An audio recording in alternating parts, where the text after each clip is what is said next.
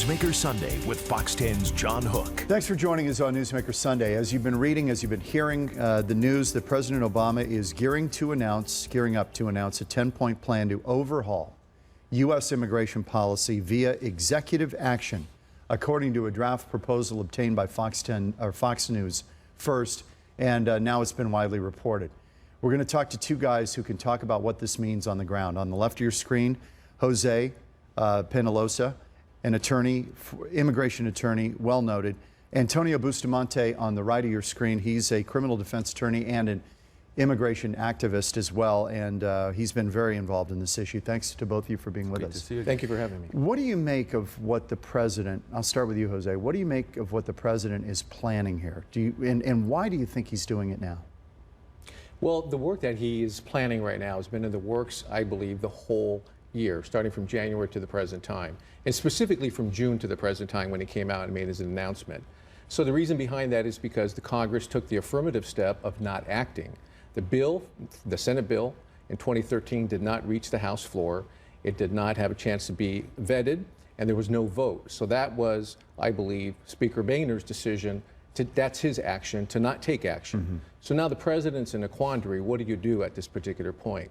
And the quandary is this, is that our immigration court system is filled. Here in Phoenix, we have over 10,000 cases and only 3 immigration judges. We have other detention centers in this place that are full. And so therefore, in terms of Arizona on the ground here, it's time the president act, because all these agencies and the people on the ground here are waiting for some type of action to proceed forth with their life. Antonio, what's your take? My take is that many folks in our country do not understand that of the approximately 11.5 million folks estimated to be here, there's great suffering going on.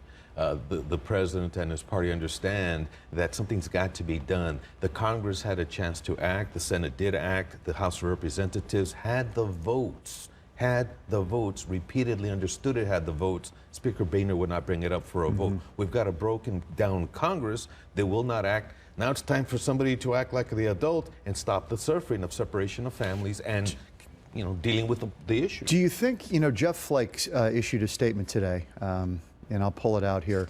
He said well, let me read it. This is Senator Jeff Flake. As someone who supports broad reform to our immigration system, I'm very disappointed with the action I'm hearing the president will take. It certainly doesn't seem like the right way to work with a new Congress. Do you think there is a risk that on an issue this large, you want to build consensus? You don't want to divide people off? That maybe this actually poisons the well a little bit? Do you buy that, Jose? Well, I believe the president and the Congress in the last 6 years have tried to establish that, and obviously it didn't occur, and that's why we're here today. Now, if the president would sit down with the Congress right now in the leadership and develop a timeline to get to where we need to go, then perhaps that would be the appropriate consensus in order to get the bill done, get it vetted, and pass both houses and get to the president's table in time. But that has not happened, and therefore the president's in this posture that he must act to jumpstart this. Antonio, were you disappointed that in his first 2 years, when he had a Democratic Congress and a Democratic Senate, that he did not take up this issue? He said it was a priority, but he didn't do it, and he could have done it then because he would have easily had the votes. Well, of course, I was disappointed. So were all folks who wanted to see reform, but he had his hands full in the first 2 years. Just getting Obamacare passed was monumental and draining, and there was no time left, it seemed, for anything else of substance. Other important legislation was passed. Unfortunately, this was not. I can see exactly why it didn't come up or get introduced back then when he had a Congress with a majority in both houses. I want to take Jessica Flores talk to a family that's caught up in the middle of this. This will look very familiar to both of you, I'm sure. And I wanted to roll it here. This is a story, one of the stories of a family that is caught in the middle of this. So take a look. A family divided by the border. Mary Paz Zuniga still can't talk about it. Her eldest son was deported from Arizona in 2009 after driving without a license. The family fears every day they'll be next. Now President Obama is promising to issue an executive order on immigration, which could change things for the Zunigas, but it's a promise they've heard before. The Democratic Party has been using the Latino vote as a tool, and they didn't, you know, it wasn't effective, even though they're playing with our lives. And we didn't get that executive order. In 2012, Obama's executive order for undocumented students like Julio Zuniga allowed students brought to the country as children to stay. Julio went on to graduate from Grand Canyon State University. He's now getting his MBA there. He's hoping whatever action the president would take gives his parents and other siblings the same relief. I pay taxes with deferred action. I paid over $6,000 in taxes. I've been working hard to just be a model citizen. Arizona Senator John McCain speaking out today, saying the president should leave immigration reform to Congress. President Obama must know that if it does an executive order that has to do with legalization of millions of people in this country, it will be very damaging to our efforts to try to enact comprehensive immigration reform. After 18 years in the United States, the Zunigas still have the unsettling feeling, waiting to be reunited again. If we're able to live here without the fear of being separated, without the fear of being put in jail just for driving, and splitting up the families, then we can work with that. Jose Penalosa John and Boehner's Antonio message late Bustamante are today. guests on Newsmaker Sunday. That looks very familiar to you, right? You're dealing with this all the time. Yes, every day in my practice. Matter of fact, in this particular case, I do know Julio Zuniga, an outstanding young man. He is deferred action. He's concerned about his parents, like all the Dreamers are, because apparently, according to this 10-point plan, the folks that are undocumented, parents like his parents, will be ineligible for this particular form of relief because they do not have U.S. citizen children or legal permanent resident children. Does it change a lot, actually, though, because President Obama has made it a clear priority to deport criminals who are here illegally. So is it likely that the parents would have been deported anyway, given that? If they're not involved in any criminal activity, it's very unlikely they would be deported, correct? Well, under the current standard, that is correct, because there's something called administrative closure, prosecutorial discretion. That is absolutely correct. However, the parents are still here in a limbo status. They have no employment authorization card, no Social Security card, and no way to really come out of the shadows and be productive like Julio and his brother have been since they received DACA. Okay. So that's their concern. The parents are in Never Never Land. And this is what I'm getting at, Antonio. How much actually changes with what the president's proposing? Does it change things a lot? I don't think it changes things a great deal in that people will not be deported. They're not being deported now. But it brings some kind of finality, at least under this administration, to what the status is. And people will be allowed to work. They will have work authorization. E-Verify can be given its due respect. And we're not playing with the situation of let's pretend they're not here. We have to admit the folks are here, and they need to be accorded the human dignity of being told it's okay that you're here now. And you believe, Jose, that this has an economic effect. And people may not think about this, but I want you to talk about that a bit. We talked about it before we started taping. Sure, absolutely. I've been practicing immigration law for 24 years, and I remember during the Clinton administration here in Arizona specifically, our economy took off. And that was because I believe that a lot of folks at that time had already immigrated, their spouses immigrated, and their children. So what is the first thing they do? They want to be a part of the American dream. They buy a house, they buy a car, they insure that, they go on vacation, they travel internationally. And these types of financial transactions will spark and lift the economy. So instead of sending the money home, they're investing in themselves here, they're investing in our state and in our country, and it's a valuable contribution. So that's why I believe this will jumpstart.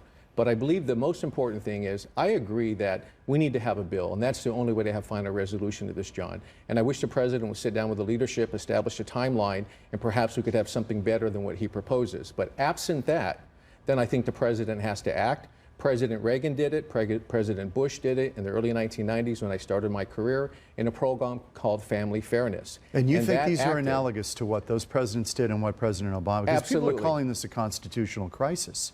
I disagree with that because in 1986, President Reagan signed the amnesty law. That was effective, but it left out spouses and children. And then the Republican Congress established a program, and they passed a legislation, but the House did not act on it. So what did President Bush do? He came in and enacted the Family Fairness Program, and that program was effective for a couple years. It allowed spouses and children to stay here and to have employment authorization. And what did the Congress do? Within a year, they got together and they enacted that into statutory law and made it called the Family Unity Program. So, Antonio, you believe the president's doing this to push the ball down the field and force the hands of everyone in Congress to take up this issue once and for all? Probably, because something has to be done. Republicans, unfortunately, if they decide to file lawsuits against the whatever executive orders are instituted by the president, instead of working on passing immigration reform, it tells us what they're really up to, that they have no interest in immigration reform. They have the opportunity now, they have until December 12th of this year, to pass or consider the current bill. Why aren't they calling that up now? Why isn't it on their plate? Once they pass their own bill, it will supersede executive orders by President Obama. I want to roll one more package here, because this will give kind of the Republican a little glimpse. And David Schweikert, for one of our congressmen here in Arizona, is in this story. This is Mike Emanuel, tape number 2. This is Mike Emanuel from Fox, kind of sizing up the political storm that's gathering. Take a look. Speaker John Boehner's message late today: President Obama taking executive action will jeopardize immigration reform and other issues as well. We're going to fight the president tooth and nail if he continues down this path. The draft order obtained by Fox calls for allowing up to 4.5 million illegal immigrants with children who were born in this country to stay in the U.S. It would expand deferred action for children brought to this country illegally by their parents. I'm confident that what the president will do will be consistent with our laws. In the absence of congressional action, as the president has indicated, he is prepared to use in an appropriate way the executive power that he has. One border state Republican warned activists they should be careful what they wish for regarding executive action. Being from Arizona, a border state, I will tell you, if this president goes unilaterally, I believe he will make the subject of immigration absolutely toxic for a decade. And Schweikert said the costs will be more than political. Our school districts, our healthcare systems, all the other things that come along with that. There is concern about the impact in other ways since the lame duck Congress must pass a government funding extension. The current measure runs out at midnight on December 11th. Arizona Republican Congressman Matt Salmon sent this letter with 63 signatures to the chairman and ranking member of House Appropriations. Quote, "We write to encourage you to include language that would prohibit funding for the president's reported intentions to create work permits and green cards for undocumented immigrants currently in the United States." House Appropriations Chairman Republican Hal Rogers warned if the president acts before Congress passes a funding bill, there will be an explosion on Capitol Hill. But Rogers says a government shutdown is not an option. Well, there's no one more strong than me against unilateral action by the president on this subject. However, like it's been said before, don't take a hostage you can't shoot. In Burma, White House Press Secretary Josh Earnest didn't reveal when the president would act. In some ways, the timing of the president's decision is not nearly as significant as the decision that is facing House Republican leaders about whether they want to continue to block bipartisan legislation that has already passed the Senate and that would do so much more even to address the challenges of our broken immigration system. Senate Republican leader Mitch McConnell said there will be no default, no government shutdown, but clearly there's a concern about the impact on this Congress and the next 2 years. On Capitol Hill, Mike Emanuel, Fox News. I don't want to get too in the weeds on the political, but I've got to ask you guys, you're both attorneys, you know how to read through this stuff. Antonio, what is going on here? Why now? Why is the president doing this now? Well, the president made a promise, and he's been holding back on complying with that promise. He made a promise that within his first year, in his first term, he would have an immigration bill. It didn't happen. He's been making promises since then to push it. A bill got through the Senate, hasn't gone anywhere thanks to the House of Representatives. He made a promise several months ago, over a year ago, that he was going to take executive action. He's getting pressure. He's getting pressure, and he hasn't kept his word, and now he's got to keep his word on this. Jose, I have to read you this. This was the president back in 2011, and I want you to just listen to this. He said, reporters were pushing him on taking executive action on immigration. He said, quote, "We live in a democracy. This notion that I can change the laws unilaterally is not true. The fact of the matter is there are laws on the books I have to enforce, and there is a great disservice done to the cause of getting the DREAM Act passed and comprehensive immigration reform passed by perpetuating the notion that somehow, by myself, this is the president's words, I can just go and do these things. We live in a democracy. You have to pass bills through the legislature, and then I can sign it. If all the attention is focused away from the legislative process, then that is going to lead to a constant dead end. That's the president 3 years ago. I remember those words, right? What is going on here? Well, He sounds like a different guy. Well, I don't believe he's the same person, obviously, but I think he wised up. And he wised up because he had the appropriate people around him to tell him, look, previous presidents have done this, and President Reagan did it, President Bush did it, and now you can do it. And I remember when his legislative community was here in Phoenix for a presentation in 2012, and they told us they couldn't do it, and we said they could. And 3 months later, we had deferred action. So absolutely, I think what it is, he's wised up. He wanted to work with the Congress, it didn't work out. But going back to the first point is, President Obama and the Democrats failed in 2009 to deliver reform. This is a political football, and now the Republicans control the football. And this is the situation that we're at. We need an impasse. But we have to give credit also to Senator McCain and Senator Flake and our delegation for trying to do something in 2013 to pass that. They did. And they really do want to do that.